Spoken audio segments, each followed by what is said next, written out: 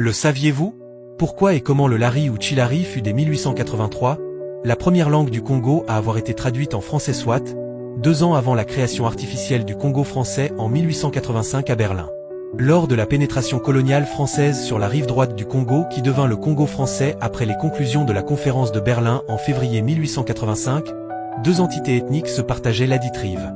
D'un côté, le sous-groupe Téké composé de Tio, de Wumbu, de Kouéyi et de Fumu.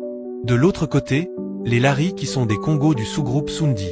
Alors, pour mieux comprendre et appréhender les circonstances qui ont prévalu au choix du lari ou tshilari au détriment de Kiteke comme première langue du Congo à avoir été traduite et transcrite en français pour des besoins d'évangélisation du Congo français, une immersion historique et de bon aloi.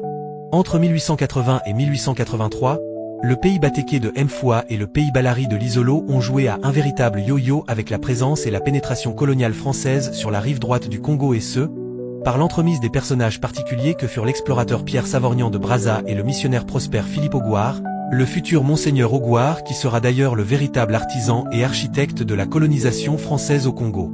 En effet, après acquisition des terres de la rive droite du Congo par un traité de Dube connu pour la postérité par l'appellation de traité Makoko de Brazza du 10 septembre 1880, puis la fondation d'un poste nominal à Mfoua, de Brazza conscient de la précarité de la situation face aux velléités expansionnistes belges sur les 2 rives du Congo, songea à l'installation d'une mission pour marquer et affirmer la prééminence française sur les terres qu'il venait d'acquérir.